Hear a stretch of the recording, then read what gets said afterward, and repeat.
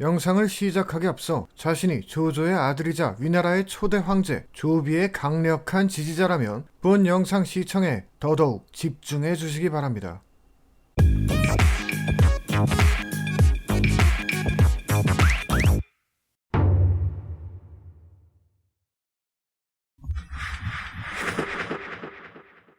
만일 제게 조비가 사이코였냐고 묻는다면 전 그렇다고 대답하겠습니다. 만일 제게 조비가 능력이 뛰어났냐고 물으신다면 전 역시 그렇다고 대답하겠습니다. 인정할 건 해야죠. 바로 다음과 같은 점에서 조비는 대단한 능력자였으니까요. 첫째, 부인이 이뻤습니다. 372 선정 최고 미녀 2위에 빛나는 견씨를 필두로 3위 설령운과 견씨를 황후에서 밀어낸 과교왕까지 이 방면에선 타의 추종을 불허했죠. 둘째, 탁월한 음식 평론가였습니다. 다양한 음식과 재료에 정통했고 특히 포도 예찰론자였죠. 마지막으로 셋째, 보물을 많이 모았습니다. 수단 방법을 가리지 않는 수집욕 덕에 위의 중신 종료는 옥으로 만든 귀한 허리띠를 조비에게 강제로 바쳐야 했죠. 그래놓고 조비는 종료에게 편지를 보내며 아유 이 귀한 걸 다 보내주시고 성 하나랑도 안 바꿀래요 라는 등의 말을 주절주절 잘도 늘어놓았으니 이런 점들에서 우리는 조비를 조금은 부러워해도 될지도 모를지도요.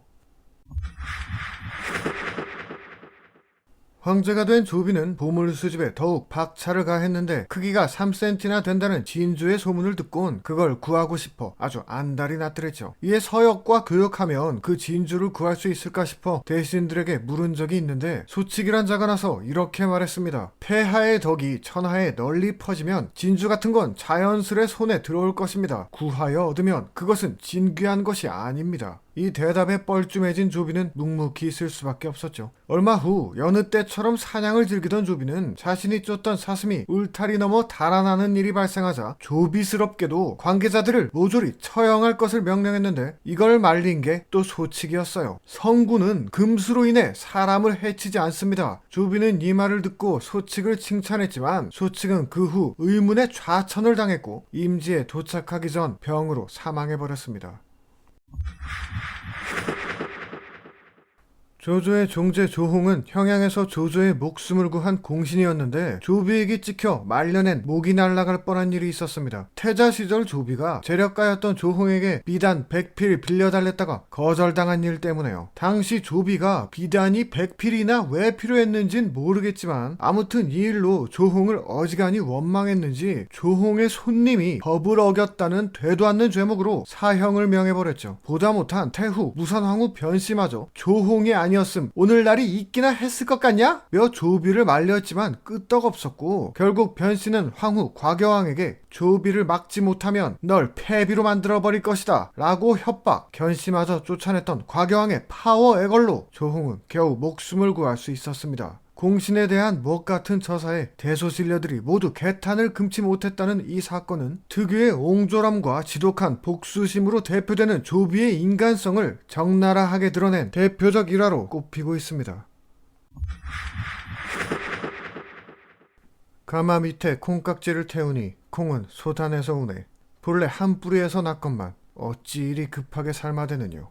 칠보시로 알려진 이 유명한 시는 후계자 싸움에서 패배한 동생 조식이 조건대로 시를 짓지 못하면 죽이겠다는 조비의 협박 아래 7걸음 만에 지었다는 시입니다. 두 사람의 현재 상황을 절묘하게 비유한 애절한 시에 조비마저 눈물을 흘렸다는 일화죠. 하지만 당나라 이후에나 정형화된 오원절구의 형식을 띈 점, 유명한 일화임에도 배송지가 정사에 인용하지 않았다는 점으로 인해 후세의 창작이라는 설이 무게를 싣고 있습니다. 그런데 또 아주 없었을 법한 얘기도 아닌 것이 조식과 친하거나 그를 칭찬한 적 있는 사람까지 모조리 죽여 조비 특유의 집요한 복수극을 보여줬을 뿐 아니라 병졸로라도 나라를 위해 일하고 싶다는 조식의 구구절절한 간청을 철저히 외면해 모든 정치적 힘을 상실시켜버렸거든요. 뭐 사실 초대 황제로서 강력한 왕권을 다지고 싶었던 의도도 있었겠지만 그래봤자 금방 사마의한테 먹혀서 황제가 신하한테 죽게 된 나라에 그게 다 무슨 소용이었을까요? 선생 무인으로 후계자 다툼에선 한 발 빠져있던 조창은 조식에게 거병을 부추기기까지 하며 조조가 죽자 위협적 존재감을 나타냈습니다. 어쩌면 조비를 잘 아는 바로 및 동생으로서 후환이 두려워 막 던진 말 같기도 한 것이 원소의 아들들이 어떻게 됐는지 못 봤냐는 조식의 말에 그냥 조용히 임지로 떠난 것을 보면 말이죠. 하지만 조창은 이듬해 수도로 들어온 뒤 갑자기 사망하고 맙니다. 네, 저 역시 조비가 자신이 의심받을 게 너무 뻔한 정황에도 불구 기어코 조창을 살해했다고 생각합니다. 멀쩡한 30대 남자가 임지를 떠나 굳이 수도까지 와 급사한 건 빼도 박도 못하죠. 일종의 도시전설 모음집이자 가십성 스토리가 생생히 담긴 세설 신화엔 조비가 조창을 독살하는 과정이 살벌한 묘사로 적혀있는 걸 보면 조비의 짓거리임이 진작부터 기정사실처럼 여겨졌을 가능성이 큽니다. 왕권 다툼으로 형제를 죽인 사람이 어디 조비뿐이겠냐마는 황실권위의 약화로 고작 5대 만에 망한 위나라의 미래를 생각하면 유독 씁쓸한 것은 어쩔 수 없네요. 조조와 대치하던 시절 그의 원조장남 조항을 죽이기도 했던 장수는 조조에게 항복하고 나선 사돈을 맺을 정도로 후한 대접을 받았습니다. 오히려 그게 조비에게는 더더욱 안 입고 왔던 모양이에요. 조비는 장수를 여러 차례 연회에 초대해선 우리 형을 죽여놓고 잘도 돌아다니네 라며 매번 모욕을 줬는데 이때의 조비는 오관중랑장 겸 부승상이라 사실상 조조의 후계자였습니다. 한 번도 아니라 시도 때도 없이 갈굼을 당하는 데다 더 살아봤자 미래는 뻔할 뻔 짜니 남은 건 극단적 선택뿐이었죠. 조비가 장수를 죽게 만든 것이 인성질보단 복수극이었다고 보면 다른 피해자보단 낫긴 하지만 문제는 방법이 지나치게 옹졸했다는 거예요. 패배와 실수를 수습하는데 누구보다 뛰어났던 조조의 대인배적 풍모와 비교하면 더더욱 말이죠.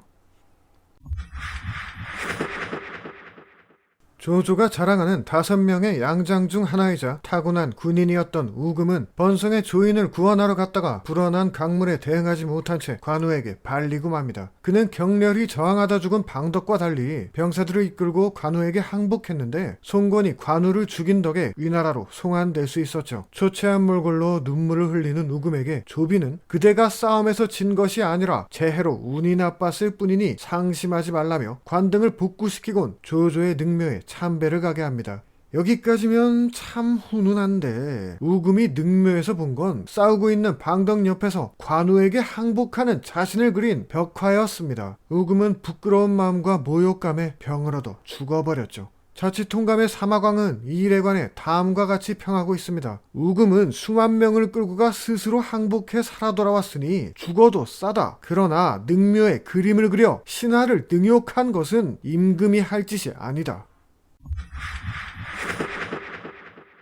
강직하고 공정한 관리였던 포후는 조비의 첩이었던 과교왕의 남동생이 관가의 재산을 훔치다 적발되자 무려 조비의 청원에도 불구 가차없이 사형을 시켰습니다. 만약 여기서 조비의 처남을 살려줬다면 원래 조조한테도 잘 보였던 그는 그야말로 앞길이 탄탄대로였을 텐데 굳이 이런 선택을 하는 사람들 보면 참 존경할 만한 것 같아요. 하지만 당연하게도 조비는 이 일로 포훈을 완전히 증오하게 되어서 황제가 된 후엔 포훈의 상선은 보는 앞에서 찢어버릴 정도였고 사마의의 추천에 어쩔 수 없이 쓰면서도 대놓고 그를 싫어해 다른 사람들마저 포훈과 가까이 하는 걸 피할 판이었습니다. 결국 조비는 사소한 일로 트집 잡아 포훈을 재판에 넘겼는데 이 재판이 또 아주 가관이었어요. 한 관리는 징역 5년을 제한, 다른 관리는 너무 과하다며 벌금 2군을 제한. 2명의 말을 모두 들은 조비는 다음과 같이 선고합니다. 살려둘 가치도 없는 놈한테 감히 관용을 베풀어? 너넨 체포하고 포훈은 사형!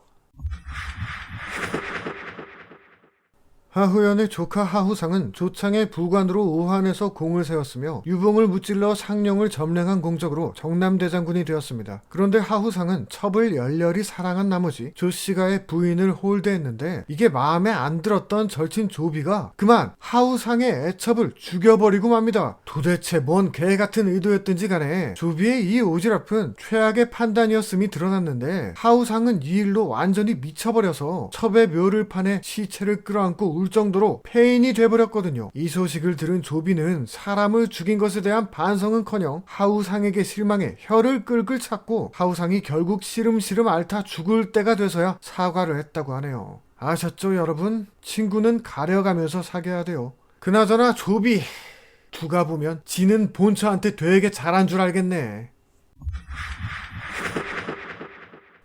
조조가 군대를 끌고 출정하자 조식은 미려한 문장으로 조조를 아름답게 배웅했는데 조비는 말없이 옆에서 눈물을 흘려 모두가 그 효심에 더욱 진정성을 느꼈다고 합니다. 하지만 이는 간신 오질이 헌책한 것으로 조조 사후 조비의 행적을 보면 우러난 감정이라곤 개뿔만큼도 없는 순도 100%의 연기였음이 명백히 드러나죠. 우선 조비는 조조가 죽은 그해 고향에서 잔치를 벌였습니다. 이것이 당대에 어찌나 뜨악한 일이었는지 동진의 역사가 손성은 왕이 이 모양이니 나라가 오래 못 가는 게 당연하다며 경악할 정도였죠. 또 오나라에 사자를 보내선 상중임에도 온갖 사치품을 공물로 요구해 손권으로부터 아비가 죽었는데 보물 탈행이나 한다고 까이기도 했으며 첫 제사인데 묘에도 가지 않고 낙양에서 민간인의 격식으로 제사를 지내는 파행을 저지르기도 했습니다. 다 떠먹여줬더니 은혜라곤 모르고 그런 주제에 으스대기만 바빴던 조비를 보니 최근 즐겨보는 드라마에서 나온 대사 하나가 문득 떠오르네요.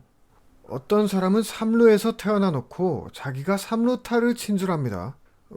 부러워할 필요는 없지만 자랑스러워하는 꼴은 보기 좀 민망하죠. 10명을 꼽아도 부족한 조비의 이 모든 사이코 짓에 대한 최대 피해자는 조비를 삼루에다 낳은 주인공 바로 조조입니다.